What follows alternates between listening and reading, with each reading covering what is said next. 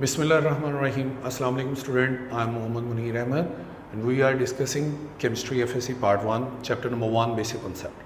Student, आज हमारा जो टॉपिक है वो है Empirical Formula from Combustion Analysis. Okay student, we take the start. Combustion Analysis जो है ये हमारे पास a type of quantitative analysis है. ये हमारे पास a type of quantitative analysis है और इन कंबस्शन एनालिसिस के अंदर हम percentage of elements find out करते हैं.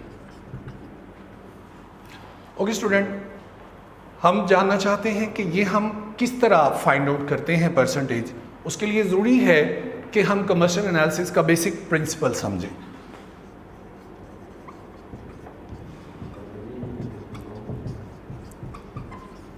कंबस्शन एनालिसिस का जो बेसिक प्रिंसिपल है वो ये है कि ऑर्गेनिक कंपाउंड जो सिंपली कंसिस्ट करता हो कार्बन, हाइड्रोजन, ऑक्सीजन पर, हम उसको बर्न करते हैं इन एक्सेस ऑफ ऑक्सीजन में. जब हम उसको एक्सेस ऑफ ऑक्सीजन में बर्न करते हैं तो वो रिस्पेक्टिव ऑक्साइड में चेंज हो जाता है. फॉर एग्जाम्पल, हम ऑर्गेनिक कंपाउंड हैं, इसको हम ऑक्सीजन प्रोवाइड करते हैं और जब हम इसको बर्न करते हैं एक्सेस ऑक्सीजन में तो इसके अंदर अगर हमारे पास कार्बन, हाइड्रोजन प्रेजेंट हैं तो वो अपने रिस्पेक्टिव ऑक्साइड्स में चेंज हो जाएंगे.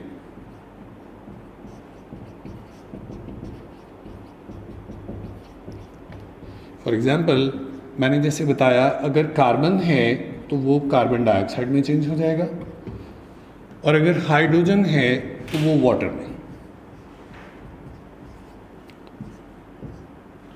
ओके स्टूडेंट, अब हम ये देखना चाहते हैं कि हम कंबस्शन एनालिसिस परफॉर्म कैसे करते हैं.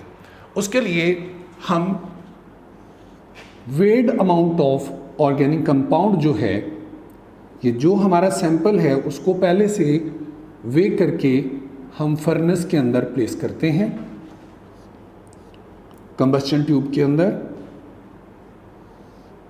ये हमारे पास फर्नेस है और यहाँ से हम एक्सेस ऑक्सीजन प्रोवाइड करते हैं. यहाँ पर ऑर्गेनिक कंपाउंड कंप्लीटली बर्न होकर रिस्पेक्टिव ऑक्साइड में चेंज हो जाता है. इनको देन हम सेंड करते हैं डिफरेंट ऑब्जॉर्बिंग चैम्बर में. हमारे पास जो पहला ऑब्जॉर्बर है वो है वाटर ऑब्जॉर्बर. स्टूडेंट, यहां पर भी हम पहले से वेट करके मैग्नीशियम परक्लोरेट को प्लेस करते हैं. अब यहाँ पर आपके ज़हन में क्वेश्चन आएगा कि हम मैग्नीशियम परक्लोरेट को क्यों इस्तेमाल करते हैं. मैग्नीशियम परक्लोरेट एक एक्सीलेंट ऑब्जॉर्बर है वाटर का. ये क्रिस्टलाइन सॉलिड होता है, सॉल्ट है. ये वाटर को ऑब्जॉर्ब करके उसी के अंदर डिज़ोल्व होकर सोल्यूशन में चेंज हो जाता है. यहाँ पर वाटर ऑब्जॉर्ब हो जाता है. रिमेनिंग हमारे पास जो हैं उनको हम नेक्स्ट चैम्बर में भेज देते हैं. नेक्स्ट हमारा ऑब्जॉर्बिंग चैम्बर में नेक्स्ट जो हमारा ऑब्जॉर्बर है वो कार्बन डाइऑक्साइड ऑब्जॉर्बर है. इसमें हम 50% पोटेशियम हाइड्रोक्साइड सॉल्यूशन प्लेस करते हैं. स्टूडेंट, इसको भी हमने पहले से बेक करके यहाँ प्लेस किया है. कार्बन डाइऑक्साइड इसके अंदर ऑब्जॉर्ब हो जाएगी. अब यहाँ पर भी ज़हन में क्वेश्चन आता है कि हमने पोटेशियम हाइड्रोक्साइड क्यों इस्तेमाल किया कार्बन डाइऑक्साइड. एक्चुअली यहाँ पर हमारे पास एक रिएक्शन प्रोसीड होता है कार्बन डाइऑक्साइड और पोटेशियम हाइड्रोक्साइड के अंदर, जिसके नतीजे में ये कंपाउंड में चेंज हो जाता है और पोटेशियम हाइड्रोक्साइड के अंदर एब्जॉर्ब होकर इसका मास बढ़ा देता है. कैसे और वो कौन सा रिएक्शन है? Carbon dioxide non metal oxide है और जो नॉन मेटल ऑक्साइड होते हैं वो एसिडिक इन नेचर है. जब हम पोटेशियम हाइड्रोक्साइड को देखते हैं तो ये एक बेस है आपस में ये रिएक्ट करके पोटेशियम कार्बोनेट और हमारे पास वाटर में ये चेंज हो जाता है और इसी के अंदर ये ऑब्जॉर्व हो जाता है। अगर हमारे पास स्टूडेंट इनके अलावा कोई एलिमेंट इस ऑर्गेनिक कंपाउंड में होगा तो हम उसके लिए अदर ऑब्जॉर्बिंग चैम्बर भी साथ एडजस्ट कर सकते हैं। अब यहाँ पर एक और क्वेश्चन बड़ा इंपॉर्टेंट है कि हम किसको फर्स्ट ऑब्जॉर्व करवाएं और सेकेंड।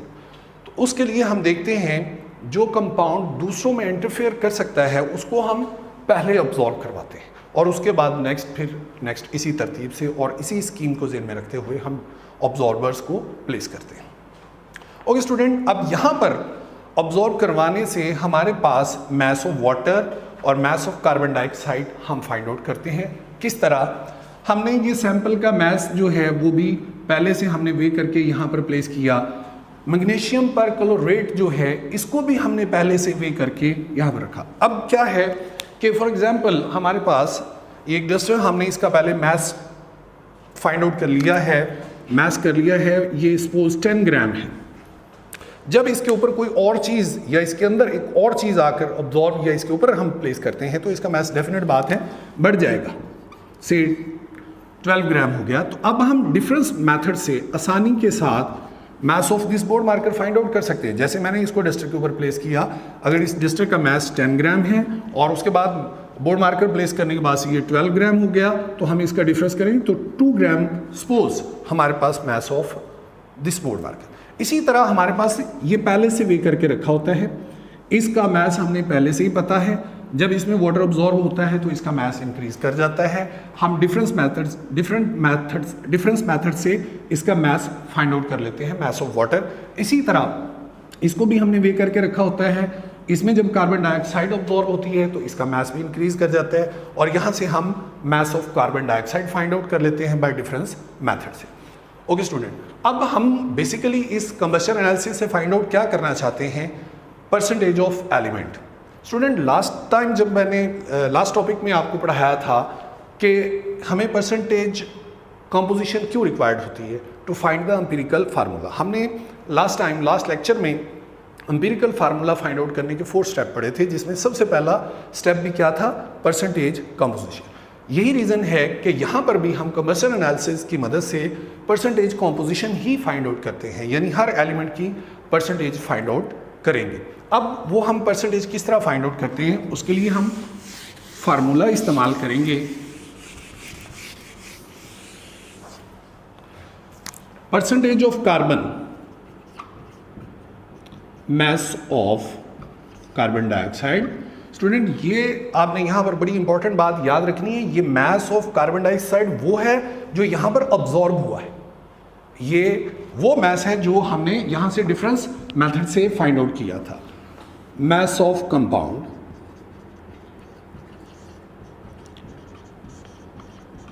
स्टूडेंट, ये वो मास ऑफ कंपाउंड है जो हमने यहाँ फर्नेस के अंदर कंबशन ट्यूब में प्लेस किया था। उसके बाद हम इसको मल्टीप्लाई करते हैं 12/44 × 100। ओके स्टूडेंट, यहाँ पर भी आपके ज़हन में एक इम्पॉर्टेंट क्वेश्चन आना चाहिए कि ये फार्मूला हमने कैसे डेवलप किया या ये कैसे हमें परसेंटेज दे देता है।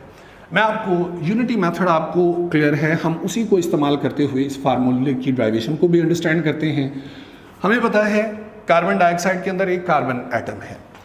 कार्बन डाइऑक्साइड का मास 44 ग्राम है और इसके एक मॉलिक्यूल के अंदर कार्बन का मास 12 ग्राम है। ओके, अब अगर हमें 1 ग्राम कार्बन डाइऑक्साइड की 1 ग्राम के अंदर कार्बन को फाइंड आउट करना हो तो 12/44 हो जाएगा, ये उधर जाके डिवाइड हो जाएगा। और अगर हमें ये मास जो यहाँ से अब्जॉर्ब हुआ है उसकी अमाउंट हमें पता हो तो उसको हम यहाँ मल्टीप्लाई कर देंगे मास ऑफ कार्बन डाइऑक्साइड। अब अगर इसी फार्मूले पे आप गौर करें तो ये वाला पोर्शन इसी यूनिटी मेथड से ड्राइव हुआ। अब हम अगर ये देखें, ये हमें टोटल कार्बन प्रोवाइड कर देगी। इस अब्जॉर्ब जो हमने यहाँ से अब्जॉर्ब कार्बन डाइऑक्साइड का मास फाइंड आउट किया उसके अंदर ये टोटल कार्बन की अमाउंट हमें दे देगी। और अगर इसको हम टोटल अमाउंट ऑफ कार्बन को मास ऑफ कंपाउंड से डिवाइड कर दें तो ये amount of carbon in compound आ गई। और इसको अगर हम 100 से मल्टीप्लाई कर दें तो ये हमें क्या दे देगी? परसेंटेज।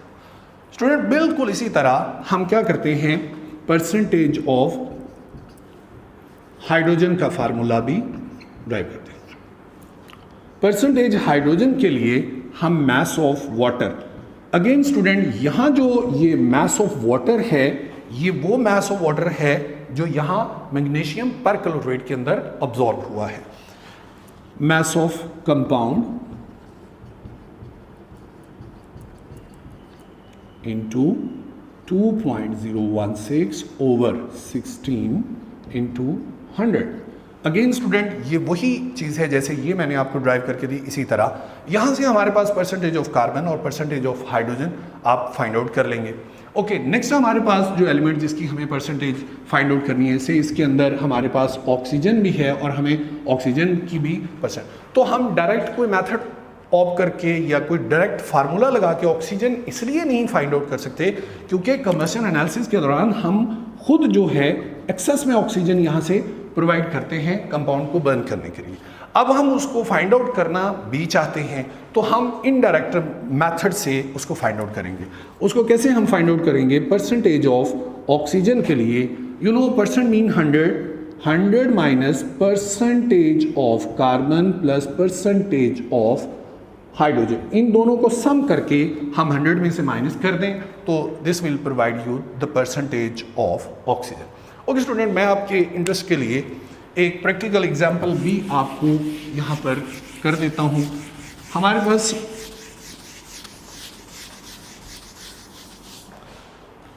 सपोज हमारे पास कैंडल है, कैंडल जो है वो वैक्स पे होती है और वैक्स के अंदर हमारे पास हाइड्रोकार्बन है।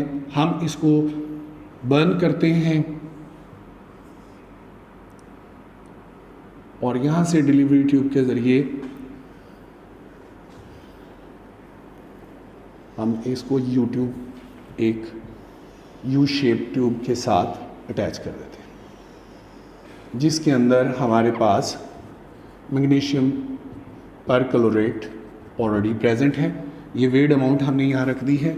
उसके बाद नेक्स्ट इसी तरह हम एक और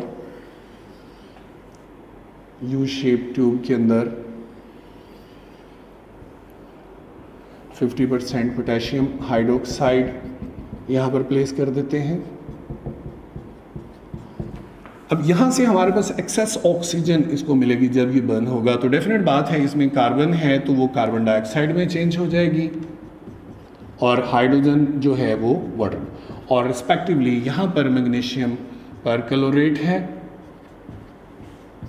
तो इसके अंदर हमारे पास वाटर ऑब्जॉर्ब हो जाएगा और इसके अंदर कार्बन डाइऑक्साइड। इनको हमने पहले से बेक करके रखा होता है। यहाँ से आप आसानी के साथ इसका मास फाउंड आउट करके उसको आप यहाँ पर प्लेस करके easily percentage of carbon, percentage of hydrogen, percentage of oxygen. Student, ये हमारे पास मेथड है कि कैसे हम परसेंटेज कंपोजिशन फाइंड आउट करते हैं by using the combustion analysis. इस टॉपिक से रिलेट करती एग्जाम्पल नंबर 4 आपकी बुक में दी हुई है, आप उसको सॉल्व कीजिएगा। This is all about today's topic. इसमें मज़ीद कोई क्वेश्चन हो तो आप मुझसे डिस्कस कर सकते हैं व्हाट्सएप ग्रुप के अंदर। नेक्स्ट टॉपिक के साथ फिर मुलाकात होगी, तब तक के लिए अल्लाह हाफिज़, अस्सलाम वालेकुम।